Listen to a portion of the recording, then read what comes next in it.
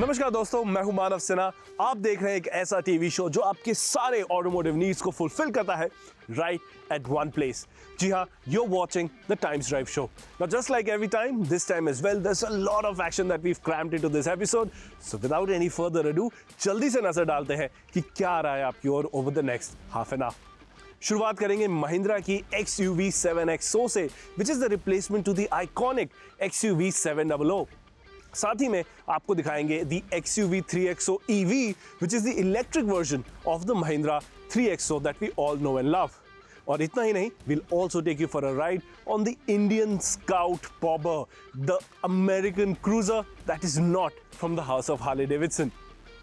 तो जैसा कि आपने देखा, काफी कुछ आ रहा है आपकी ओर। और हाँ, आज हमारे साथ है the Mercedes E-Class 450 trim, which is a car that's known for offering lots of technology, lots of performance, perhaps one of the most performance-oriented cars in its segment.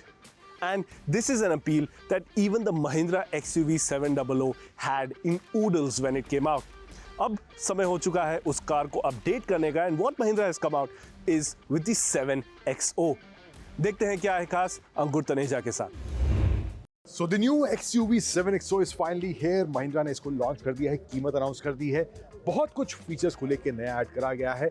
क्या क्या चीजें हैं, what all has changed in terms of design, what all features are you getting in this new Mahindra XUV 7XO, जानते हैं उन सभी को इस वीडियो में।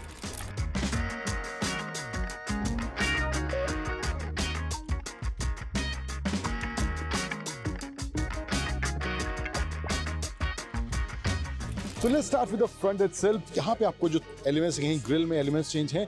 सिल्वेट जो है आपको फ्रंट का वो मोस्टली आपको 700 वाला ही मिलेगा, लेकिन यहाँ पे जो चेंजेस हैं आप देख सकते हैं कुछ इस तरह से कराए गए हैं। यहाँ पे आपको वर्टिकल स्लैट्स दिए गए हैं with Mahindra logo in the centre, and नीचे भी there is some combination of silver and black and body colour combination in the bumper as front bumper as well, and you can see the new fog lamps काफ़ी cute से यहाँ पे square shape में दिए गए हैं, and the headlamp design, the C silhouette which was there in the 700 is still there in the 7XO as well, but यहाँ पे डिजाइन में थोड़ा चेंज करा गया है। इसके अलावा साइड में आए तो यहाँ पर you'll get to see the piano black cladding जो throughout आपको साइड में मिलेगी, and the 19-inch wheels with the 225 section यहाँ पे आपको इसमें दिए गए हैं। alloy wheels का डिजाइन भी थोड़ा चेंज हुआ है, महिंद्रा का हब सेंटर में है। पियानो ब्लैक प्लस यहाँ पे आपको 360 डिग्री कैमरा वगैरह मिल जाता है, एडास के फीचर्स इसमें आपको दिए जा रहे हैं। एंड साइड का भी सिल्वेट की बात करें, साइड का जो ओवरऑल प्रोफाइल है वो stance that is also something जो 700 से कैरी फॉरवर्ड करके यहाँ पर भी रिटेन करने की कोशिश करी गई है ज़्यादा से ज़्यादा। बट यहाँ पे आपको प्लस डोर हैंडल्स वगैरह मिल जाएंगे, एंड ये जो कर्व है अगेन वही 700 वाला वो डिज़ाइन आपको यहाँ पर रियर में जाता हुआ दिखेगा। एंड टेल सेक्शन में भी यहाँ पर आपको design in terms of tail lights will get to see कुछ इस तरह से डिज़ाइन यहाँ पे टेल लाइट्स का दिया गया है। AX7L वेरिएंट ये सामने खड़ा है, and the XUV 7XO badging you can C over here in the rear and Mahindra logo in the center as well. 360 camera and body clear again black and silver combination in the rear bumper as well, and you get the shark fin antenna in this XUV 7XO. Now let's get inside and see what all has changed in terms of interiors and what all feature are you getting in this new 7XO.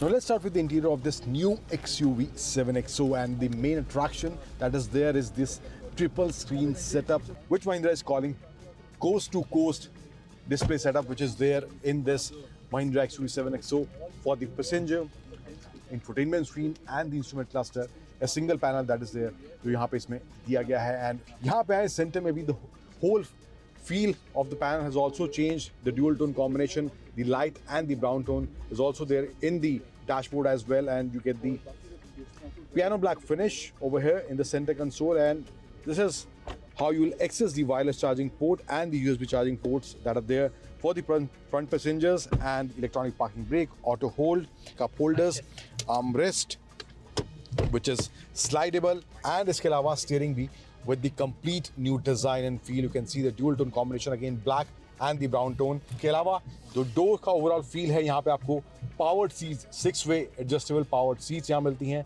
which you can adjust with these buttons, and there are memory settings for the seat as well.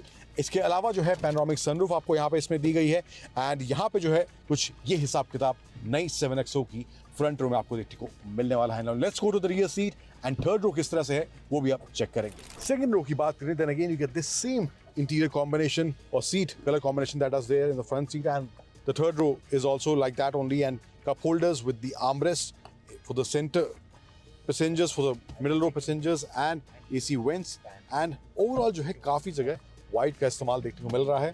गंदा होगा but maybe I mean there will be other color options for the seats as well, but ये कुछ अभी फिलहाल यहाँ पे इस वाली गाड़ी में हमें देखने को मिल रहा है। and there is also boss mode जो कि यहाँ से हम सीट को आगे पीछे कर सकते हैं, which we have also seen in other cars as well, and 65 watt USB-C charging ports for the rear passengers as well. There's an option of ventilated seats for the second row passengers as well, यानी कि front row में भी और second row में भी आपको ventilation का option अब इस महिंद्रा की नई 7XO में देखने को आपको मिलने वाला है। अब थर्ड रो को एक्सेस करने के लिए there's a lever over here which I'll press and ये टम्बल डाउन वाला फीचर है, एंड यहाँ पे accessibility not a big issue. यहाँ पे स्पेस भी आपको दिखाता हूँ कुछ इस तरह से डिसेंट स्पेस है। 5 रो मेरी हाइट एवरेज हाइट के हिसाब से डिसेंट स्पेस यहाँ पे है। Of course high spot third row में हर जगह कॉम्प्रोमाइज होता है तो वैसे ही कुछ यहाँ पे है, लेकिन यहाँ पे कप होल्डर्स आपको मिल जाते हैं। AC वेंट्स यहाँ पे साइड में अलग से थर्ड रो के लिए दिए गए हैं। स्पीकर्स भी आपको यहाँ पे थर्ड रो के पैसेंजर्स के ऊपर ही देखने को मिलेंगे, एंड यहाँ पे आपको फैन एडजस्ट करने के स्पीड एडजस्ट करने के लिए भी यहाँ पे ये नॉब डायल दिया गया है। 12 वोल्ट का socket is also there for the rear passengers charging needs, and seats again यहाँ पर भी कॉम्प्रोमाइज नहीं करा गया है। सेम वही कलर टोन ब्राउन और ये लाइट वाइट में आप कह सकते हैं कलर टोन यहाँ पे इस्तेमाल करी गई है। कीमत की बात करूँ तो प्राइस स्टार्ट हो रहा है इसका 13.66 लाख एक्स शोरूम जो बेस वेरिएंट है एक्स, उसका प्राइस स्टार्ट हो रहा है। सभी वेरिएंट्स के प्राइस जो है महिंद्रा ने अनाउंस नहीं किए हैं।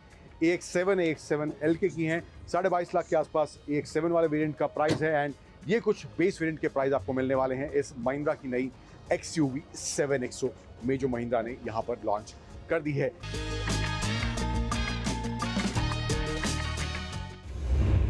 So that was the Mahindra XUV 7XO, a very promising car. Make sure you tune in to our episode next week because that is when we'll be bringing you the first drive impressions of this SUV. But अभी के लिए वक्त हो चला है अगली Mahindra car के बारे में बात करने के लिए, because Mahindra came out with another new car for the Indian market, which is the XUV 3XO EV. Now the XUV 3XO is a car that we all know and love. Let's see what the EV counterpart is like with Ankur Taneja once again. So back-to-back launches from Mahindra, XUV 7XO के बाद XUV 3XO का EV version भी महिंद्रा ने launch कर दिया है। Design वगैरह silhouette वगैरह सब कुछ XUV 3XO आइस वाला ही है, but battery pack, range, features, क्या इसमें आपको चीज़ें एडिशनल मिल रही हैं, सब कुछ जानने को मिलेगा आपको इस वीडियो में।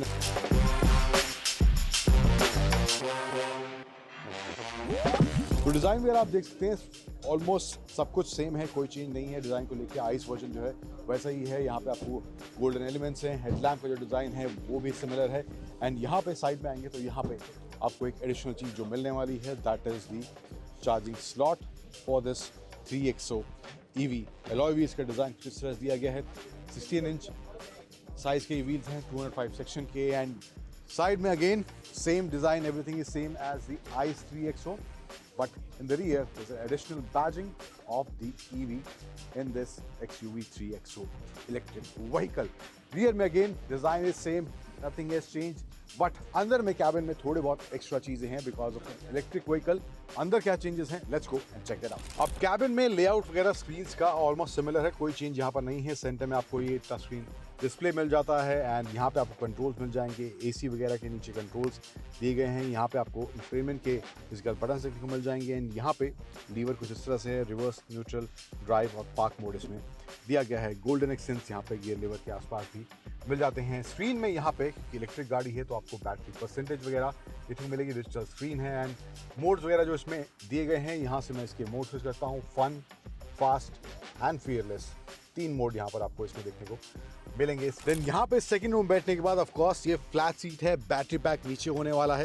यहाँ पे आप देखेंगे थाई सपोर्ट इस तरह से कुछ यहाँ पे मिल रहा है, कॉम्प्रोमाइज जरूर लग रहा है। फ्लैट सीट है, एंड यहाँ पे लेग स्प्रेड करने के बाद भी there is not enough space. आगे की सीट मैं अपने हिसाब से एडजस्ट करी थी, but there is not enough space यहाँ पे। अगर बात करें लेग रूम ठीक ठाक है, but Thai support of course यहाँ पे कॉम्प्रोमाइज देखने को मिल रहा है इसकी सेकंड रो में। आर्म रेस्ट वगैरह आपको मिल रहा है with 2 cup holders and USB-C charging point, and there's a slot to keep your phone, 12-volt socket, fabric seats with 3 adjustable headrests for the rear passengers, and of course front के लिए भी आपको adjustable headrests यहाँ पे इसमें दिए गए हैं. So let's talk about the battery pack. So you'll get 39.4 kilowatt hour battery pack, and that is the only option that is there with the 3XO EV.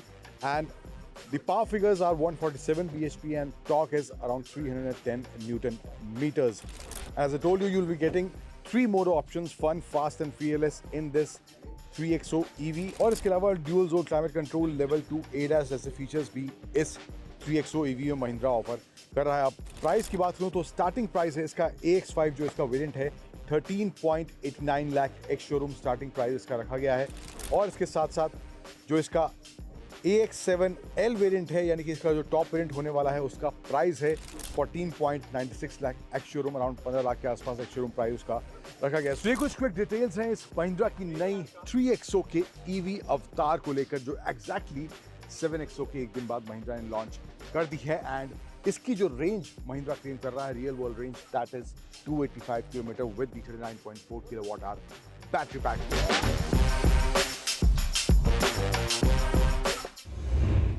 और इसी के साथ वक्त हो चला है एक छोटे से ब्रेक का टाइम्स ड्राइव शो पे, बट बने रहिए हमारे साथ because once we are back we'll take you for a ride on an American twin cylinder cruiser and we'll find out why it's so special. Make sure you stay tuned.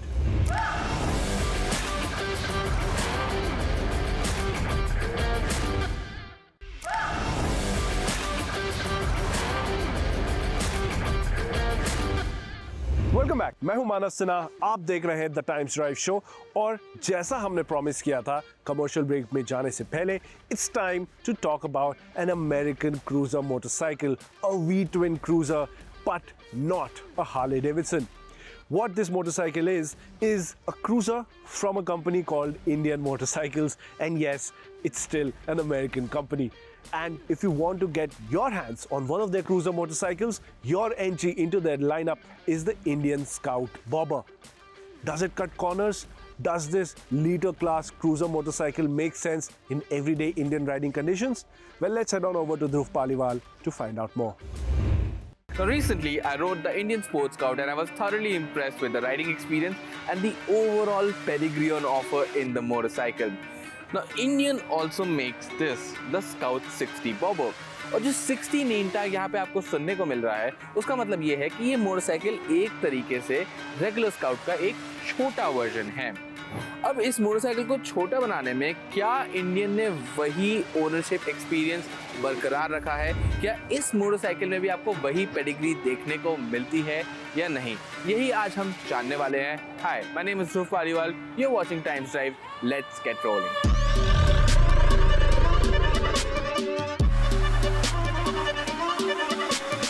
Now let's start with the design of the Indian Scout 60 Bobber.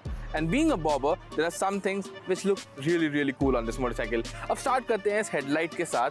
हमने जो sports scout चलाई थी तो यहाँ पे हमारे को एक काफ़ी बड़ा काउल देखने को मिला था, जो कि आपको इस बॉबर स्काउट 60 पे नहीं देखने को मिलता है. You get a simple round headlamp over here. Now while it's got the same length and the wheelbase as compared to the Indian Sports Scout, the bobber over here, it is lower in height, the seating is lower, and it's also not as wide as the Sports Scout. Now as I mentioned earlier, the seat height is even lower at 649 mm and you sit really low. The seat feels comfortable, it's quite well sculpted and it holds the rider in quite well. But I think once you start reaching forward, even the handlebars they have placed quite neutrally और आपको यहाँ पे कोई दिक्कत नहीं होती handlebars को easily grip करने में. But जब आप बाइक को चलाना शुरू करते हैं और अपने पैर फुटपेक्स के ऊपर लाते हैं, that is where things are not so good as we would have expected. अब यहाँ पे होता क्या है कि जो फुटपैक पोजिशनिंग है वो फॉरवर्ड सेट तो है, बट इतनी फॉरवर्ड सेट नहीं है जितनी हमें इंडियन स्पोर्ट्स स्काउट में देखने को मिली थी. एंड उसकी वजह से आप काइंड ऑफ एक नो मैन लैंड में अटक जाते हैं. तो मैंने ये चीज़ नोटिस करी कि जब मैं ये मोटरसाइकिल चला रहा था, despite this being a cruiser and a big motorcycle, मेरे को अपने सेंट्रल एरिया में, यहाँ पे एब्डोमिनल एरिया में काफ़ी क्रैम्प्ड फीलिंग आ रही थी, क्योंकि my legs weren't as far forward as I would have liked them for my entire leg to open up. ये थोड़ा पीछे की तरफ मेरे को ऐसे रखना पड़ रहा था, जिसकी वजह से it feels कि आप थोड़ा सा रिस्ट्रिक्टेड हो गए हैं अपने मूवमेंट में और आप थोड़ी सी क्रैम्प्ड जगह में ज़रूर बैठ रहे हैं। अब जैसे कि मैंने शुरुआत में कहा था, जो 60 नेम टैग है उसका मतलब ये है कि ये बाइक एक तरीके से छोटी है। अब वो छोटी कैसे है? Well, the answer lies here. जो बड़ी इंडियन स्पोर्ट्स स्काउट थी उसमें आपको एक 1250 सीसी का वी ट्विन इंजन देखने को मिलता था। अब यहाँ भी इंजन वी ट्विन तो है, बट वो सिर्फ 999 सीसी का है। जी हाँ, 999 सीसी यहाँ पे थोड़े छोटे लगते हैं।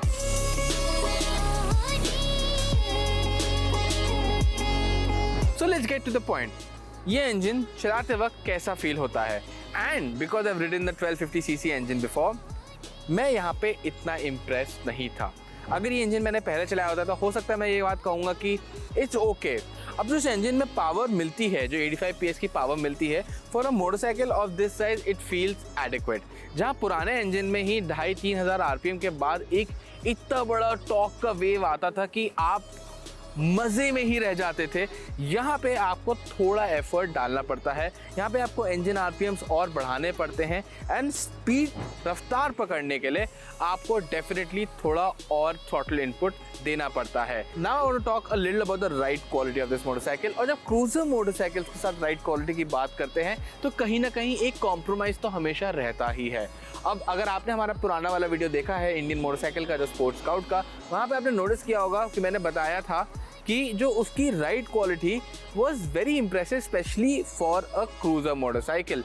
एंड वहाँ पे आपको रियर में से 76 mm का सस्पेंशन ट्रैवल देखने को मिलता था, जो कि स्काउट 60 के साथ सिर्फ 51 mm का रह गया है। जी हाँ, hardly any suspension travel on the rear. And ये चीज़ इस मोटरसाइकिल को चलाते वक्त साफ झलकती है, क्योंकि जिन गड्ढों के ऊपर से मैं बड़ी स्काउट में बहुत आसानी से जा पा रहा था without really any serious impact, यहाँ पर वो केस नहीं है। विद द स्काउट 60 बॉबर जब मैं उन्हीं गड्ढों के ऊपर से उसी स्पीड में निकलता हूँ तो मेरे को रियर से एक काफ़ी स्ट्रॉन्ग किकबैक फील होता है, जो बिल्कुल भी कंफर्टेबल नहीं होता। अब यहाँ पे राइड क्वालिटी ख़राब नहीं है, आपको जस्ट टूटे सड़कों के ऊपर से थोड़ा सा और धीरे जाना पड़ेगा, जो कि आपको बड़ी वाली स्काउट के साथ नहीं करना पड़ता है।